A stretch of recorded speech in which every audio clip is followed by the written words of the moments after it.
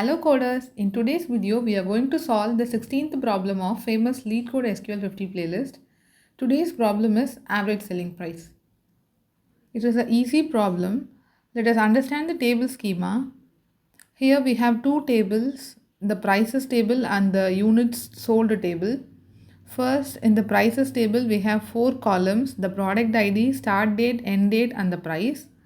Here, the combination of product ID, start date and end date acts as a primary key. And each row of the table indicates the price of the product in the period from start date to the end date. There are several products and each product prices varies in some particular time. Like from this start date to till this end date, the price might be varying. So that is given in this table.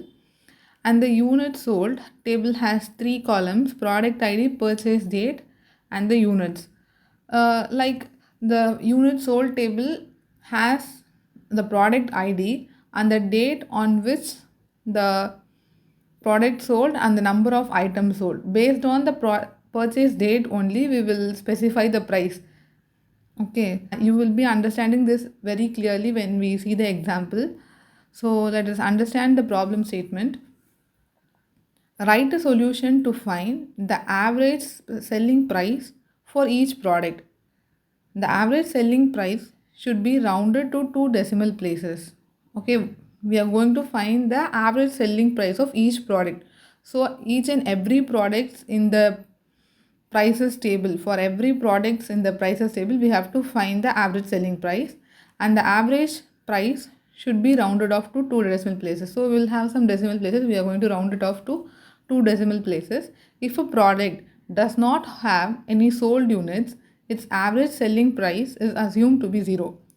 Upon cleanly understanding this line, we come to know that we have to calculate for every product in the prices table. That is, even if the product is not present in the unit sold table, we have to print that in the output. So that is given here. So when we are writing the query, it will be very clear for you. Return the result table in any order. Let us see the example.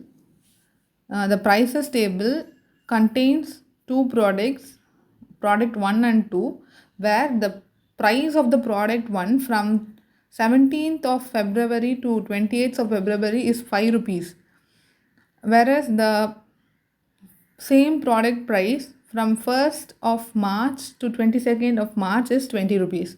So you can see that when a product is sold between these dates, the price would be only 5 rupees. When the product is sold in between these dates, that is from 1st of March to 22nd of March, its price would have been increased to 20 rupees. So the profit would be very much bigger. That is, the selling price is increased. Okay. Likewise, for the product 2, there are two different date ranges and the prices are getting varied. Units sold, that is between the first interval, that is between the 17th to 28th of February, 100 units were sold. When the price of the product 1 was 5 rupees, 100 units of product was sold. Likewise, the unit sold table is given here. In the output, we are showing the products, that is the products that are available in the prices table. In the prices table, we can see two products, that is product ID with product ID 1 and 2. So those product IDs are present and their average selling price is present here. To calculate the average selling price, they have given the formula here, that is the units sold multiplied by the price of it. That is 100 units sold when the price was 5 rupees. So that is given here, plus 15 units sold when the price was 20 rupees. So that is given here. You will multiply these things and add those things, and the total number of units is 100 units plus 15 units is 115 units. So you will divide it with that value, and so you are getting 6.96. Let's jump into the coding part. Select. We want the product ID. So product ID. Okay, and then what you are going to, average price is the thing that we are going to calculate. For that we are going to use the various aggregate functions which are available in SQL, that is in MySQL. We'll go by the brackets. The first thing we are going to calculate is this part, that is the number of units multiplied to its price. So we are going to calculate the units multiplied with its price. Okay, units multiplied with its price. So this is the one we are going to calculate, and we are going to sum up all the things that are available in the table. So we are going to use the sum function, sum aggregate function. So what this particular part would do is it will take care of this thing that is given here. Okay, then we have to divide it by the sum of all units. So we are going to divide it by sum of the units, the total units with some particular ID. Let's take it as one ID, product ID 1 or product ID 2. And then what you're going to do, after we are calculating this value, it is given here as round the average selling price. This formula calculates the average price, average selling price. So we have to round it by decimal value, 2 decimal places. So we are going to use the round function, round off to 2 decimal places. So that is sorted. Then what is given? If a product does not have any sold units, its average selling price is assumed to be null. So suppose let's say here we have product ID 3 and it has some information like start date, end date and price. And if unit sold does not, clearly unit sold table does not have 3, right? So when it is coming to the product ID 3, we will have a null value. So that we are using a function called if null. If the value is null, if you can't find these values, you simply return it as 0. These are the things that we are mentioning. These are the things that are used to calculate the average price, and we are naming it as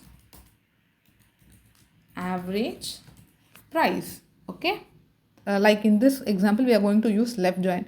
You have to determine which table should be in the left place.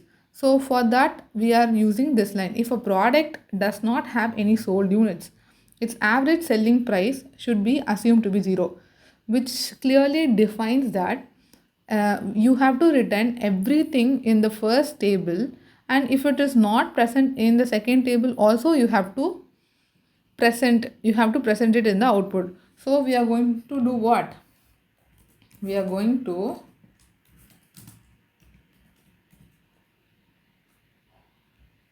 left join which table to which table? From prices.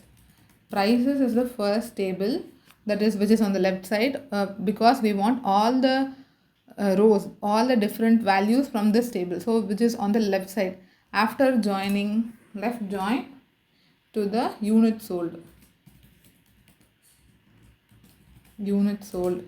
Let's alias it as U.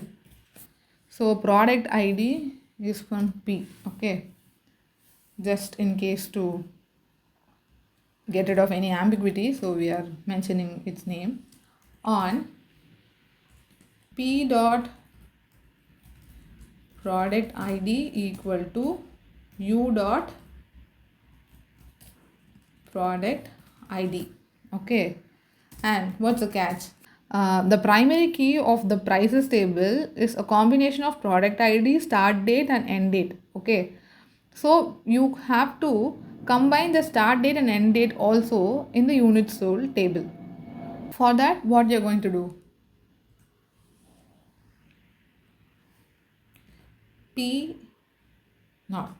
U dot purchase date u dot purchase date must be between p dot start date comma p dot end date. It's not comma, it's and. Okay, we are going to group these things. Group by product ID. Okay, let's try to run it.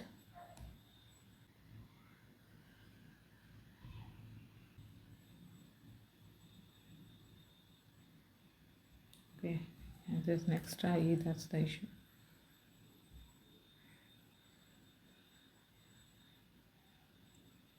The code is accepted. Let's try to submit it. It is accepted successfully.